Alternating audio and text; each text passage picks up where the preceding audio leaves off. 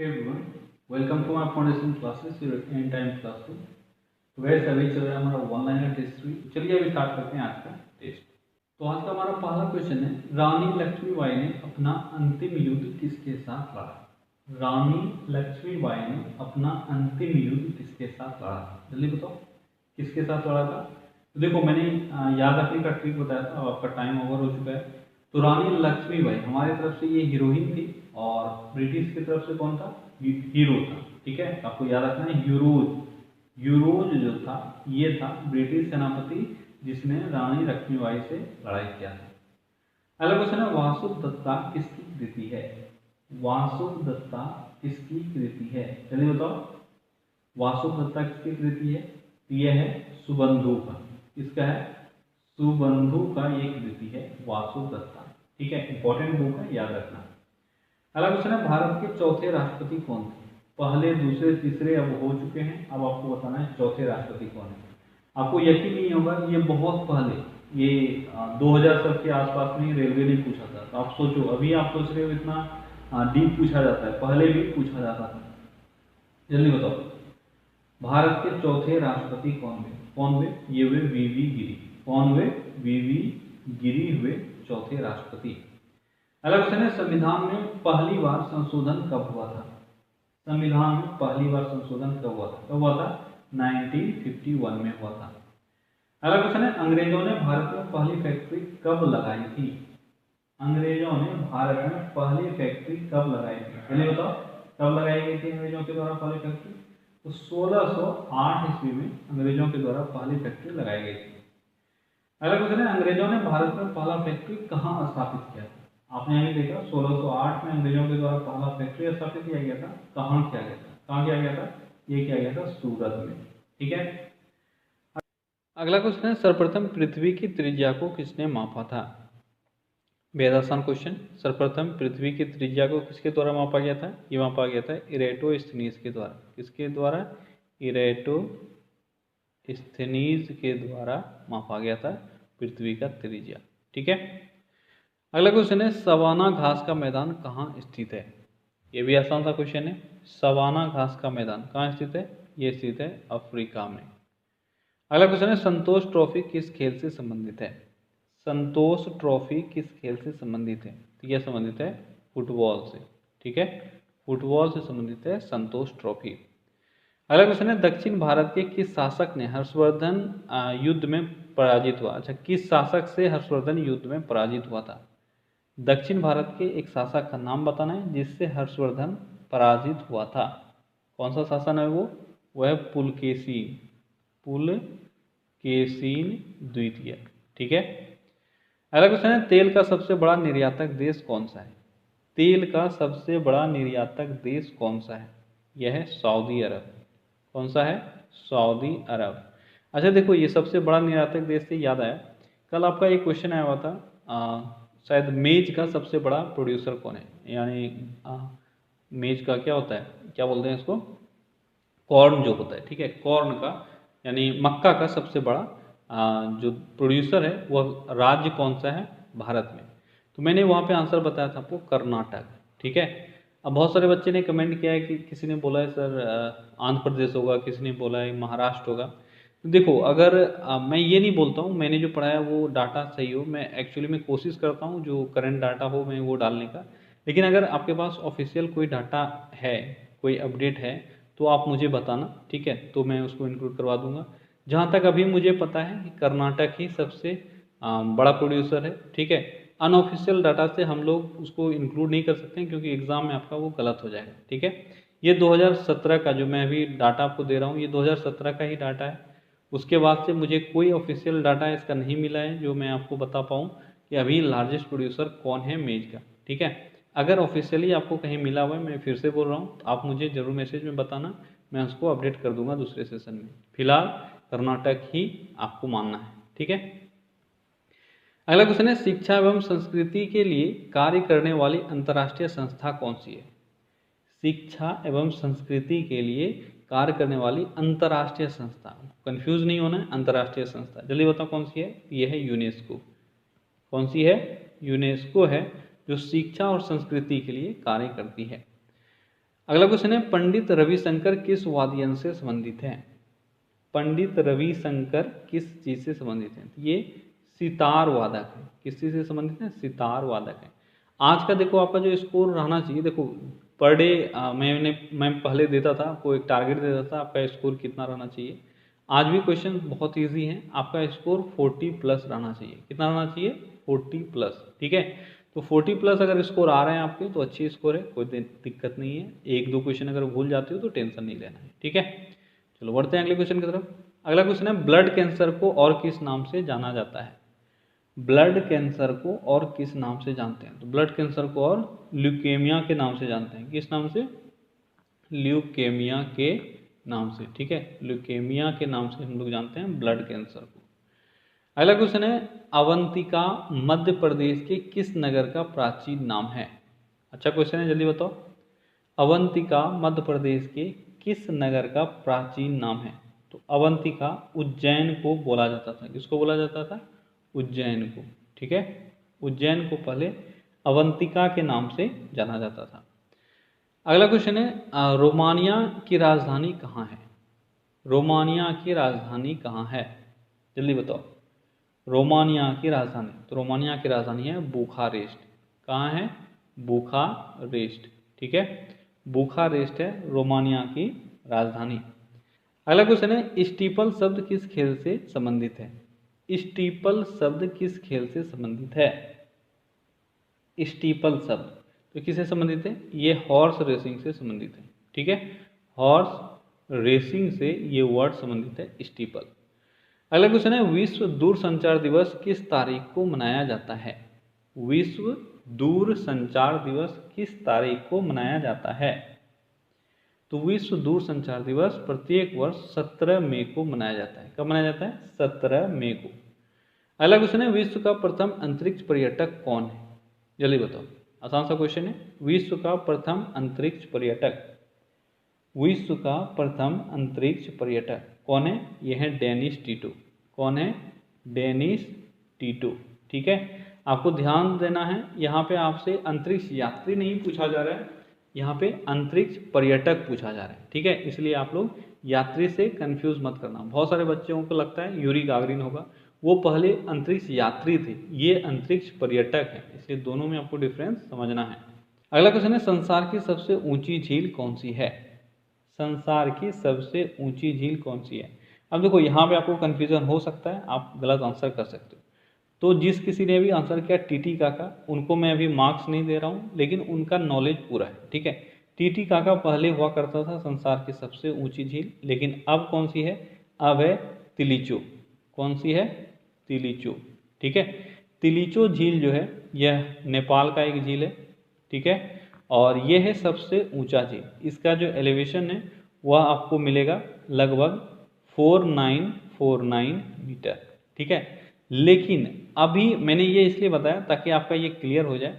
हो सकता है एग्जाम में अब आपको तिलिचो भी ना मिले, अगर तिलिचो मिला तो आप आंसर करोगे। ठीक है, लेकिन अगर जो मैं अभी नाम बता रहा हूँ वो अगर मिल गया तो आप आंसर वही करोगे, अगर वो नहीं मिला तो आपका आंसर होगा तिलिचो। ठीक है, क्योंकि एक नई झील को खोजा गया है, उसका एलिवेशन है 5200 मीटर। ठीक है, उसका नाम है कजीन सारा। क्या नाम है? सॉरी, इसको आप दोनों को नोट डाउन कर लेना, इसलिए मैंने दोनों बताया आपको। कजीन सारा। ठीक है, ये जो कजीन सारा है इसका जो एलिवेशन है वह है आपका 5200 मीटर। तो ये सबसे हाईएस्ट हो सकता है, या सेकंड पोजीशन पे कौन सा होगा? तिलिचो। तिलिचो। ठीक है, तिलिचो इसका कितना है? 4949 मीटर। ठीक है, तो दोनों नेपाल में ही है। कहाँ है? ये दोनों नेपाल में ही है, इसलिए आपको देखना है कि ऑप्शन में अगर किजीन, ठीक है, किजीन सारा मिला तो आपका आंसर वो होगा, नहीं तो तिलिचो होगा। क्लियर हो गया? अगला क्वेश्चन है टीटी काका झील किस पर्वत पर अवस्थित है? टीटी काका झील जो सबसे पहले सबसे ऊंचा झील था। अच्छा, टीटी काका का एलिवेशन अगर आपको पता रहे तो आप यहाँ से डिफ्रेंशिएट कर पाओगे। इसका है 3812 मीटर। ठीक है, इसका एलिवेशन कितना है? 3812 मीटर। तो ये आप तीसरे स्थान पे आप रख सकते हो। आपको बताना है ये किस पर्वत पे है, जल्दी बताओ किस पर्वत पे है? ये है एंडीज पे। किस पर्वत पे है? एंडीज पर्वत पे है। कौन सा? तो टीटी काका झील। अगला क्वेश्चन है गोलघर कहाँ स्थित है। बेहद आसान क्वेश्चन, गोलघर पटना में स्थित है। ठीक है, गोलघर का निर्माण कब हुआ था ये बताओ। मैंने अभी टेस्ट में कुछ दिन पहले ही मैंने ये क्वेश्चन डाला हुआ था और शायद आपने वहाँ पे किया होगा। अगर आपने किया होगा तो आपको अच्छे से याद होगा। गोलघर का निर्माण कब हुआ था? ये हुआ था 1786 में। कब हुआ था? 1786 में गोलघर का निर्माण हुआ था। अब आपको बताना है गोलघर का निर्माण किसने करवाया था। गोलघर का निर्माण किसने करवाया था? किसने करवाया था? ये करवाया था जॉन गास्टिन ने। किसने ये करवाया था? जॉन गास्टिन ने। ठीक है, जॉन गास्टिन ने गोलघर का निर्माण करवाया था अनाज रखने के लिए। अगला क्वेश्चन है लेब्राडोर कैसी जलधारा है, गर्म या ठंडा? मैंने ऑप्शन यहाँ पे दे दिया, जल्दी बताओ। लेब्राडोर कैसी जलधारा है? तो यह ठंडी जलधारा। कैसी है? यह एक ठंडी जलधारा है। ठीक है, लेब्राडोर अटलांटिक महासागर की एक ठंडी जलधारा है। अगला क्वेश्चन है चीन का राष्ट्रीय खेल क्या है? चीन का राष्ट्रीय खेल क्या है? जल्दी बताओ, चीन का राष्ट्रीय खेल क्या है? तो चीन का राष्ट्रीय खेल है टेबल टेनिस। क्या है? Table tennis. ठीक है, अगला क्वेश्चन है कलिंग युद्ध किस वर्ष हुआ था? बेहद आसान क्वेश्चन, कलिंग युद्ध किस वर्ष हुआ था? ये हुआ था 261 ईसा पूर्व यानी बीसी में। कब हुआ था? 261 ईसा पूर्व में। अगला क्वेश्चन है महात्मा गांधी को केसर ए हिंद की उपाधि किसने दी? केसर ए हिंद की उपाधि। अब देखो यहाँ पे आपका दो तरह का ऑप्शन रह सकता है। केसर ए हिंद जो उपाधि था, इसको जो ब्रिटिश सम्राट थे, ठीक है, जो उस वक्त इंडिया में ब्रिटिश सम्राट या सम्राज्ञी जो भी थी वही देती थी।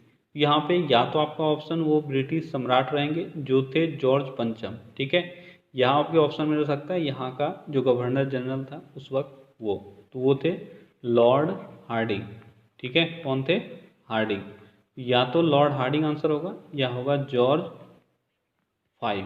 ठीक है, ये आपके एग्जाम पे डिपेंड करेगा कि एग्जाम में आपसे क्या पूछा गया है, इसलिए मैंने दोनों क्वेश्चन को अलग अलग लिखा है, तो आप इसको यहाँ पे करेक्ट कर सकते हो। ठीक है, आपका लॉर्ड हार्डिंग, अगर गवर्नर जनरल मैंने यहाँ पे स्पेशली पूछ दिया तो क्या हो जाएगा? Lord Hardinge. तब तो कोई टेंशन ही नहीं है, लेकिन आपको ध्यान रखना है कि किसके समय में दिया गया था ये नहीं पूछा गया है, किसने दिया था ये पूछा गया है। ये हो जाएगा जॉर्ज 5। ठीक है, जॉर्ज पंचम या लॉर्ड हार्डिंग। ठीक है, अगला क्वेश्चन है एलिस इन वंडरलैंड के रचयिता कौन है? एलिस इन वंडरलैंड इसके रचयिता कौन है? तो एलिस इन वंडरलैंड के रचयिता हैं लेविस कैरोल। कौन है? ये हैं लेविस कैरोल। ठीक है, लेविस कैरोल का रचना है एलिस इन वंडरलैंड। क्लियर है? अगला क्वेश्चन है ट्रैकोमा किस अंग का बीमारी है? बेहद आसान क्वेश्चन, तो ये आंख का बीमारी है। अगला क्वेश्चन क्या है? अगला क्वेश्चन है प्रथम पृथ्वी सम्मेलन का आयोजन किस वर्ष हुआ था? प्रथम पृथ्वी सम्मेलन का आयोजन किस वर्ष हुआ था? किस वर्ष हुआ था? ये हुआ था 1992 में। अगला क्वेश्चन है प्रथम पृथ्वी सम्मेलन का आयोजन कहाँ हुआ था? दोनों क्वेश्चन इंपॉर्टेंट है आपके लिए, जल्दी बताओ कहाँ हुआ था? तो ये हुआ था रियो डी जेनेरियो में। कहाँ हुआ था? Rio de Janeiro. ठीक है, रियो डी जेनेरियो कहाँ है? ये रियो डी जेनेरियो ये ब्राजील में स्थित है। अगला क्वेश्चन है शिवाजी का राज्याभिषेक कब हुआ था? शिवाजी का राज्याभिषेक कब हुआ था? कब हुआ था? ये हुआ था 1674 ईस्वी में, और डेट अगर आपसे पूछा जाए तो ये हो जाएगा 16 जून। 16 जून 1674 ईस्वी में शिवाजी का राज्याभिषेक हुआ था। अगला क्वेश्चन है शिवाजी का राज्याभिषेक किस विद्वान के द्वारा करवाया गया था? शिवाजी का राज्याभिषेक किस विद्वान के द्वारा करवाया गया था? तो किसके द्वारा करवाया गया था? गंगा भट्ट के द्वारा। किसके द्वारा? गंगा भट्ट के द्वारा इनका राज्याभिषेक करवाया गया था। अगला क्वेश्चन है मीनाक्षी मंदिर कहाँ है? मीनाक्षी मंदिर कहाँ है? तो मीनाक्षी मंदिर कहाँ है? यह है मदुरई में। कहाँ है? मदुरई, तमिलनाडु। ठीक है, यहाँ है मीनाक्षी मंदिर। अगला क्वेश्चन है भारत में दूसरा परमाणु परीक्षण कब हुआ? भारत में दूसरा परमाणु परीक्षण कब हुआ था? कब हुआ था? अब इसमें कोई पहला वाला डेट मत मारना, ठीक है। आपसे दूसरा पूछा जा रहा है, जल्दी जल्दी से दूसरा बताओ। तो दूसरा हुआ था 1998 में। कब हुआ था? 1998 में, ठीक है। अब आपको बताना है कहाँ हुआ था। दूसरा क्वेश्चन आपका है दूसरा परमाणु परीक्षण जो हुआ था वो कहाँ हुआ था? कहाँ हुआ था? ये हुआ था पोखरण राजस्थान में। कहाँ हुआ था? पोखरण राजस्थान में। और दूसरा वाला ही ज़्यादा फेमस हुआ था, जिसको आप देखते हो और मूवी में जो आप देखते हो ये दूसरा वाला ही था, ठीक है। अगला क्वेश्चन क्या है? अगला क्वेश्चन है चाय पार्टी का संबंध किस देश से है? चाय पार्टी का संबंध किस देश से है? जल्दी बताओ, चाय पार्टी का संबंध किस देश से है? तो चाय पार्टी का संबंध है अमेरिका से। किससे है? यूएसए से। अगला क्वेश्चन है चाय पार्टी की घटना कब घटी थी? इसको टी पार्टी के नाम से ज़्यादा हम लोग जानते हैं, चाय पार्टी आपका हिंदी हुआ। ये घटना कब घटी थी? कब घटी थी? 1773 ईस्वी में ये घटना घटी थी। अगर स्पेसिफिकली डेट आपसे पूछ लिया जाए तो हो जाएगा 16 दिसंबर। क्या हो जाएगा? 16 दिसंबर। अगला क्वेश्चन है चाय पार्टी के नायक कौन थे? चाय पार्टी के नायक कौन थे? कौन थे? Samuel Adams. ये सब बेहद आसान क्वेश्चन है, ठीक है। सैमुअल एडम्स, ठीक है।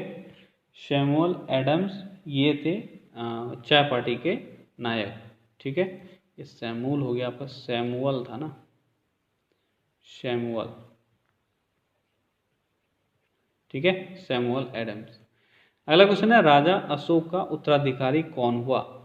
राजा अशोक का उत्तराधिकारी कौन था? जल्दी बताओ, कौन था? ये था कुणाल। कौन था? कुणाल था राजा अशोक का उत्तराधिकारी, ठीक है। अगला क्वेश्चन है भारत में पहली बार जाति आधारित जनगणना किस वर्ष हुई थी? जाति आधारित, ध्यान देना है, पहली जनगणना का बात नहीं किया जा रहा है, पहली जाति आधारित जनगणना कब हुई थी? तो भारत में पहली बार जाति आधारित जनगणना 1931 में हुई थी। कब हुई थी? 1931 में। अगला क्वेश्चन है काली खांसी के लिए किस ठेके का प्रयोग किया जाता है? काली खांसी के लिए किस ठेका नहीं है ये, टीका, किस टीके का प्रयोग किया जाता है? काली खांसी के लिए किस टीके का प्रयोग किया जाता है? किसका किया जाता है?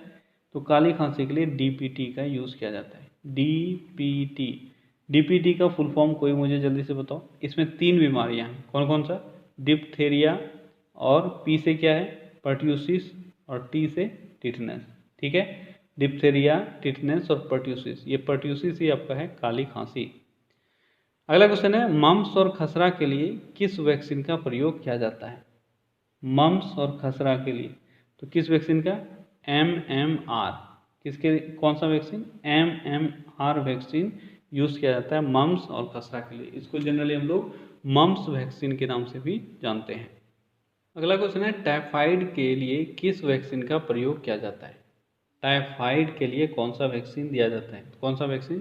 तो टैब, या इसको सिंपली टाइफाइड वैक्सीन बोला जाता है, या आपको टैब लिखा हुआ मिलेगा, ठीक है, टाइफाइड वैक्सीन। अगला क्वेश्चन है छोटी माता के लिए किस वैक्सीन का प्रयोग किया जाता है? छोटी माता यानी स्मॉल पॉक्स के लिए कौन सा है? यह है रूबेला वैक्सीन। कौन सा है?